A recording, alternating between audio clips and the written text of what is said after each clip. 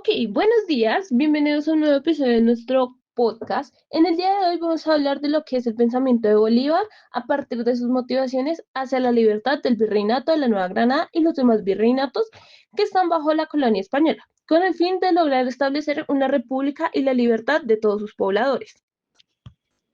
Buenos días, Beatriz. Asimismo, tenemos que ubicarnos bajo un antecedente, que es el origen del propio pensamiento, el cual estaba concentrado en el primer proceso de independencia de las colonias españolas. Este surgió en Saint-Domingue, en el actual Haití. Surgió como el levantamiento de los esclavos de las islas quienes ayudaban a la producción de la economía. Esto para toda Europa, porque ahí es donde se concentraba el azúcar, el cacao, el café, el añil y el algodón. Asimismo, Juan, pero antes debemos tomar en cuenta que antes de Simón Bolívar tenemos un predecesor 30 años antes que ayudó a motivar el levantamiento de estas colonias, el cual fue Francisco Miranda, uno de los primeros libertadores que inspiró por los primeros, como tal, levantamientos y movimientos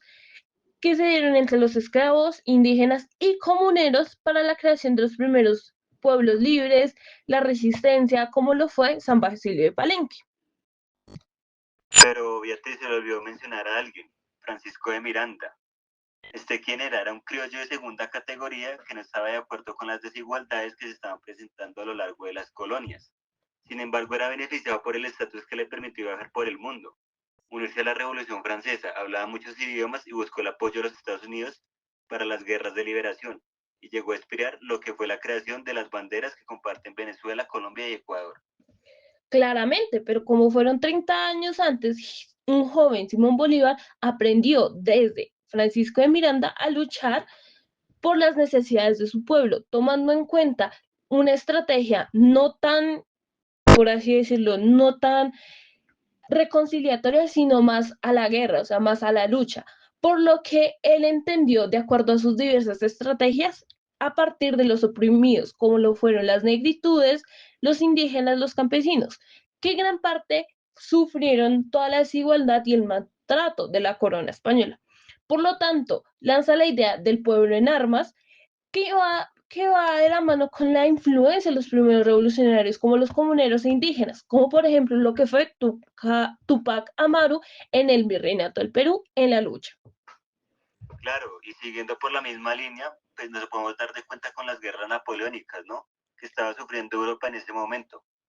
Eh, Ahí en España, donde se captura al rey, genera varios procesos de libertad en las colonias. Se concentran hasta tiempo después en el que llega el proceso de la guerra de reconquista, donde varios de los revolucionarios fueron capturados o fueron exiliados a diversas islas en el Caribe, como es el caso Bolívar en Jamaica.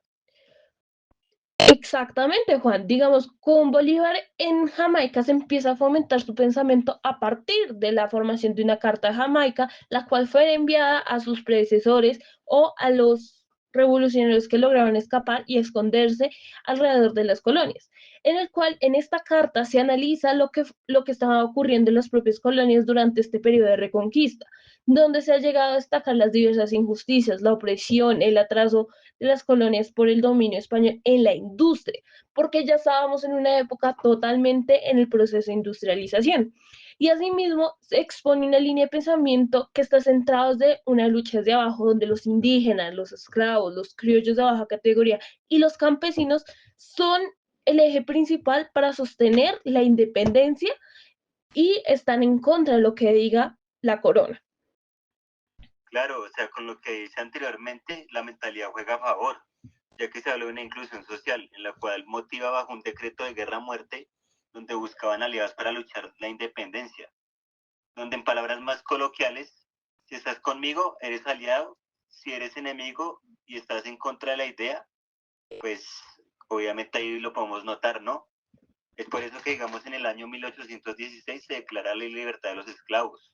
Exactamente, Juan, pero no olvidemos que no fue con solo los esclavos. Bolívar logró entender la necesidad de ubicar a las masas populares en el proceso de independencia bajo la lucha y las nuevas doctrinas centradas tanto en lo político y en lo militar, generalizando un ejemplo claro que se habla en los diversos documentos fue en la alianza con José de San Martín. ¿Quién fue José de San Martín? Fue el libertador del sur de lo que fue Sudamérica en los virreinatos del Río de la Plata y el virreinato del Perú, que se unieron, hubo como una unificación o una búsqueda de igualdad entre ellos, en el cual se dividieron este continente entre el norte y el sur. El norte con Simón Bolívar, donde se pelearon hasta lo que fue parte del norte de la actual Lima y hasta ahí, porque tanto José de San Martín luchaba con otro tipo de opresiones como lo fue en el puerto de Lima y en la capitanía de Santiago de Chile. Exactamente, o sea, eso lo vemos de manera directa, pues, en el pensamiento de Bolívar, ¿no? O sea, acá en el discurso de Angostura, cuando días después de la batalla de Boyacá, el 15 de agosto de 1819, pues establece diversas ideas alrededor de la unificación de la Nueva Granada Libre y la unificación, pues, de lo que ya veníamos hablando de esos países bajo la idea de tener una soberanía nacional, en el sentido de, pues, una identidad nacional, la creación de un congreso y este congreso centrado en la división de poderes, como lo hablábamos, Montesquieu.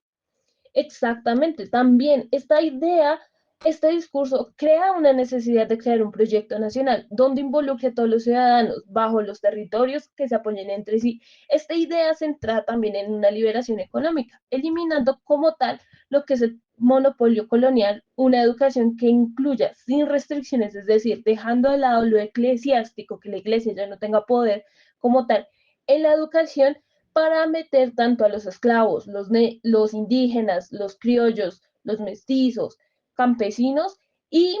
que a partir de ahí se haya como una idea de revolución centrada desde la escuela. Al mismo tiempo se genere una redistribución de la tierra hacia los campesinos de una manera igualitaria, y teniendo nuestra propiedad de nación, dejando de lado que los criollos de primera categoría son europeos, no, todos somos iguales porque venimos de diferentes culturales, no somos ni europeos ni indios, ni africanos, somos unas personas ubicadas alrededor de muchas identidades culturales. Bueno, muchas gracias por escuchar nuestro podcast, nos vemos en nuestro próximo episodio.